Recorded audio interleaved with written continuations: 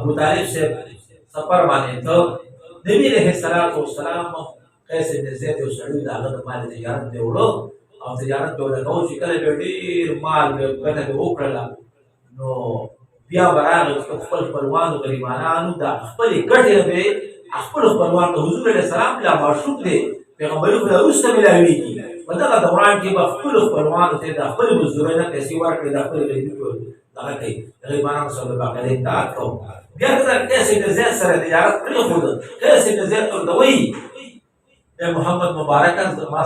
زما جان او مال په تاسو قربان شي تاسو ما څخه کار پرېښود خو ستاسو په شان امانتدار سړی او ستاسو په شان صادق سړی به ولې ماته میلاو شي بیا بیبي خدیجه کبرا رضی الله تعالی عنها دا د نبی رسول الله به رسول بیبي شوه دې ته چا جواب وکړ دا محمد مبارک د تجارت کوي دا ډېره مالدار بیبي و انتهایی مالدار و هغې پسې یو غلام ولیږه او په مکه کې نام مشهور وه چې محمد مبارک ورې امانت صدیق هم دی امانتدار هم دی او صدیق رښتونی هم دی دې چې کوم مال تجارت لپاره وي هغې کې عظیم الشان ګټه کوي د دې بیبي پسې مې سره غلام ولیږه چې پسې ویلې د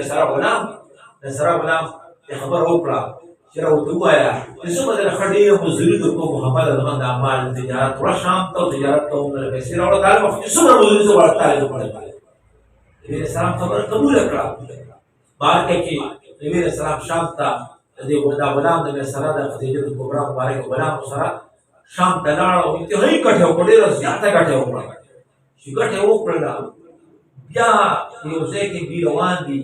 نبی علیه السلام مبارک چې کوم دی د سره غلام ته وایي هغه ونه یې نیولې او هغه ونې ته یې ووایه چې محمد بن عبدالله دې غواړي دلته راشه حضور مبارک هغه وخت کې معجزې ته وایي وایي هغه ونې ته یې ووایي چې السلام علیکم ورحمة وعلیکم السلام هغه ونې ته وایي چې محمد بن عبدالله دې غواړي وایي دا چې کوم دی دا ونه را روانه شوله په خپله باندې وراله نبي علیه السلام ورته کېناست چې ولیدو نسبات یې وکړو او ونه واپس منزل ته لاړه